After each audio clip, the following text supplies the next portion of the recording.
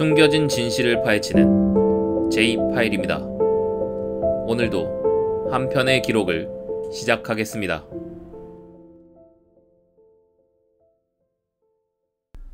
후쿠오카현 키타큐슈 조용한 주택가. 모두가 아는 얼굴들끼리만 어울리는 이 동네에서 이상한 일이 반복되기 시작합니다. 누군가 갑자기 식사 중 쓰러졌고 병원에 실려갔지만 곧 사망했습니다. 그리고 몇 달 후 또 다른 누군가가 심장마비로 사망했죠. 다들 평범한 주부였고 사망 전날까지 아무런 건강 이상도 없었습니다. 처음엔 그 누구도 의심하지 않았습니다. 나이도 있었고 스트레스 때문일 수도 있었으니까요. 하지만 이상하게도 세 번째 희생자가 나타난 이후 동네에는 소문이 퍼지기 시작합니다. 그 사람 죽기 전에 땡땡씨가 만든 도시락 먹었다고 하더라. 오늘 우리가 다룰 이야기는 단 한 사람의 이름을 둘러싼 죽음의 연속입니다. 후쿠오카 주부 연속 독살 사건, 그 미스터리의 시작입니다. 2002년 11월 3일 후쿠오카현 기타큐슈시 고쿠라 미나미쿠. 이 지역은 오랜 시간 한 곳에서 살아온 사람들로 구성된 비교적 폐쇄적이고 안정된 주택단지였습니다. 그날 마을의 주부 모임 중 한 명이었던 미우라 요코씨가 집 근처 슈퍼에서 장을 보고 돌아온 직후 식사 중 갑자기 호흡곤란 증세를 보입니다. 그녀는 남편에게 숨이 안 쉬어진다라는 말을 남기고 쓰러진 뒤에 병원으로 긴급 이송됐습니다. 하지만 병원 도착 30분 만에 심정지로 사망하게 되죠. 병원 측은 1차적으로 급성 심근경색을 진단했고 시신은 해부되지 않았습니다. 유코 씨는 평소 건강이 좋았지만 가끔씩 고혈압 약을 복용하고 있었고 50대 후반이라는 나이도 있었기에 갑작스러운 죽음이 그다지 이상하게 여겨지지 않았습니다. 장례식은 조용히 치러졌고 사람들은 너무 안 됐다라는 말만 남긴 채 일상으로 모두 돌아가 버렸죠. 하지만 이 사건은 단지 첫 번째 장에 불과했습니다. 2003년 6월 또 다른 희생자가 나타납니다. 사망자는 이케다 마사요. 유코 씨가 사망한 지 약 7개월이 지난 시점이었습니다. 마사요 씨는 마을 내 생협 활동을 활발히 하던 인물이었습니다. 특히 음식 나눔 봉사와 도시락 만들기 모임 등 이런 곳에 자주 참여했고 사망 전날엔 주부 모임에서 제공된 도시락을 먹은 뒤 갑자기 구토와 어지러움을 호소했습니다. 남편이 급히 구급차를 불렀지만 병원 도착 직후 그녀 역시 심장마비로 사망하게 됩니다. 두 번째 사망도 처음엔 특별한 주목을 받지 못했습니다. 하지만 간호사 출신이었던 마사오 씨의 여동생이 유족들의 동의하에 시신 부검을 요구하게 되면서 상황은 달라집니다. 그리고 국립법의학연구소의 정밀 검사 결과 사망 원인은 단순 심장마비가 아니라 소량의 디곡신, 즉 독극물 계열에 의한 심장 기능 마비였다는 사실이 밝혀집니다. 디곡신은 심장질환 치료제이자 독극물로도 분류되는 성분으로 지나치게 복용할 경우 부정맥, 혈압저하, 심정지를 일으킬 수 있죠. 경찰은 즉시 마사요 씨의 식사 이력과 주변 인물 조사에 착수하게 됩니다. 그리고 이 과정에서 그녀가 먹었던 도시락이 동네 주부 모임에서 제공된 것이며 그 도시락을 만든 사람이 바로 기무라 에미코 씨라는 사실이 드러나게 됩니다. 이름이 처음으로 등장한 것이죠. 하지만 이건 시작에 불과했습니다. 기무라 에미코는 이 지역에 살고 있던 50대 주부로 마을의 정보통이자 모든 모임의 중간자 역할을 자처하던 인물이었습니다. 음식 솜씨가 좋고 성격도 부침성이 있었던 그녀는 누구에게나 살갑게 대했고 생협 활동과 봉사도 빠지지 않았습니다. 언뜻 보면 의심의 여지조차 없는 그야말로 신뢰받는 지역 어른 같은 존재였죠. 하지만 경찰은 조사를 시작하면서 이상한 점들을 하나 둘 발견하게 됩니다. 그녀는 늘 음식을 준비할 때 혼자 남는 시간을 고집했습니다. 조리를 끝낸 도시락은 항상 밀봉되어 직접 배달되었고 배달 직후 바로 먹도록 권유했다고 합니다. 심지어 그녀가 만든 도시락을 먹고 복통을 호소한 이웃들도 덜어 있었지만 그때는 그냥 상한 걸까 보다 하고 넘겨졌습니다. 경찰은 이 시점부터 기무라를 비공식적인 감시 대상에 올립니다. 그녀의 약 구매 이력, 병원 기록, 음식물 취급 습관까지 전방위적으로 조사하기 시작했죠. 하지만 문제는 그녀가 너무도 일상적이고 평범한 주부의 모습을 벗어나지 않았다는 점이었습니다. 기무라는 경찰 조사에 단 한 번도 동의하지 않았고 내가 만든 도시락 때문에 사람이 죽었다는 건 말도 안 되는 억측이에요 라고 단호히 말했습니다. 그리고 시간이 흘러도 직접적인 증거는 나오지 않았습니다. 그런데 그해 겨울 세 번째 피해자가 발생합니다. 2004년 1월 세 번째 피해자는 63세 여성 타카하시 에미. 그녀는 생협 내 고령 회원이었고 평소 기무라와 함께 봉사를 하거나 종종 식사도 함께하던 사이였습니다. 에미 씨는 그날도 점심 도시락을 받아들고 집에서 식사를 한 후 1시간이 채 지나지 않아 전화 중 갑자기 쓰러졌습니다.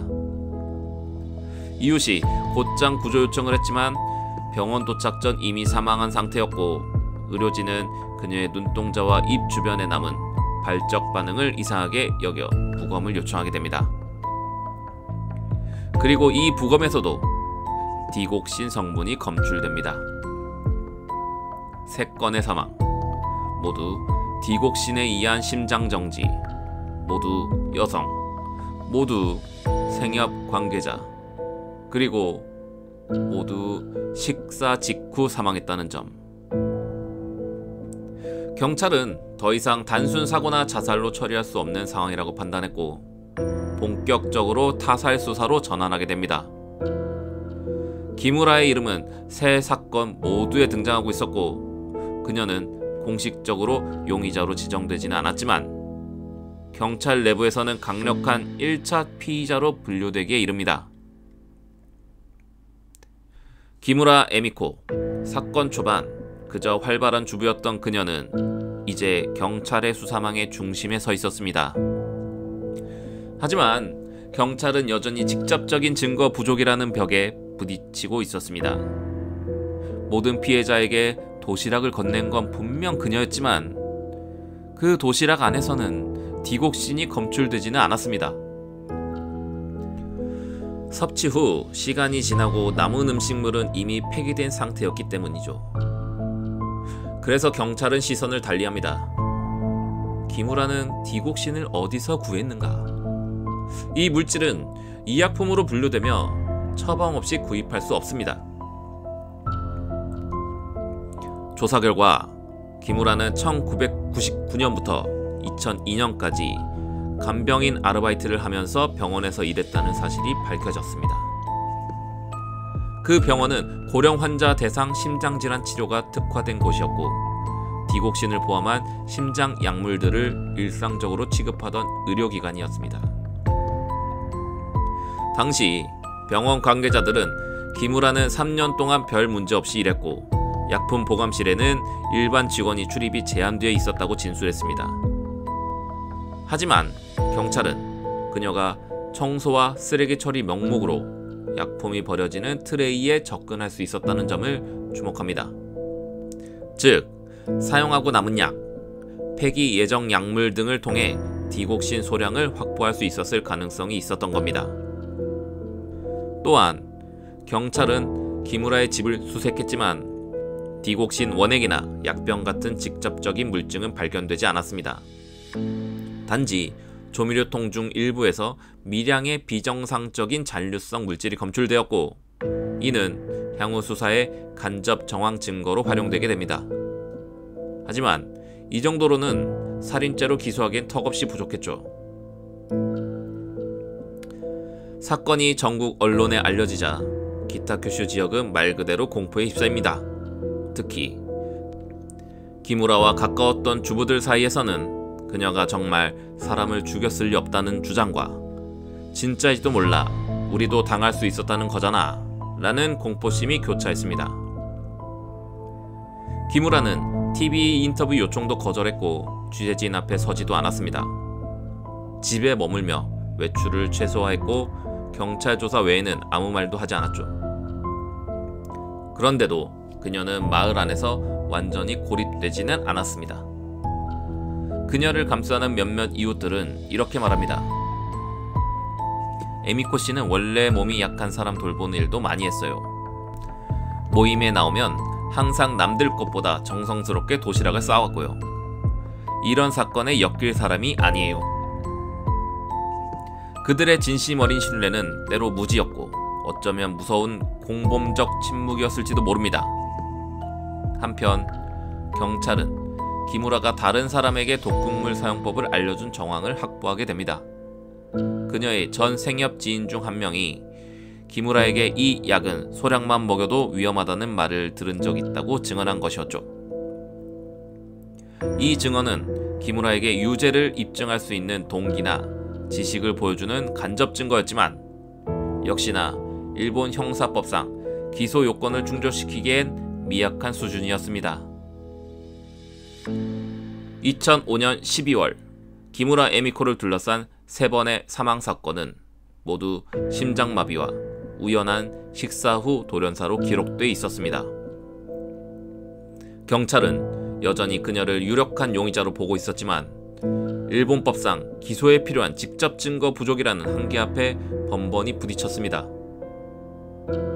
사건이 일어난 순서대로 보자면 첫 사망은 2002년, 두 번째 사망은 2003년, 마지막 세 번째 사망은 2004년. 하지만 그 누구에게도 살인죄가 적용되지 않았습니다.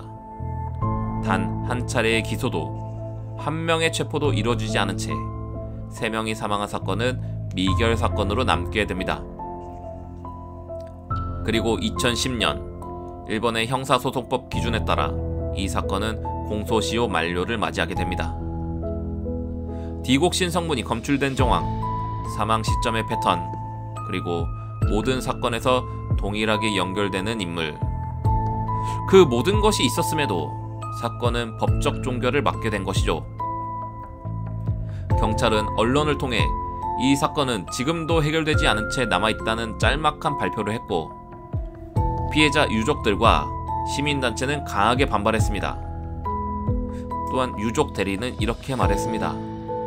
우리는 이름도 얼굴도 아는 이웃에게 가족을 잃었습니다.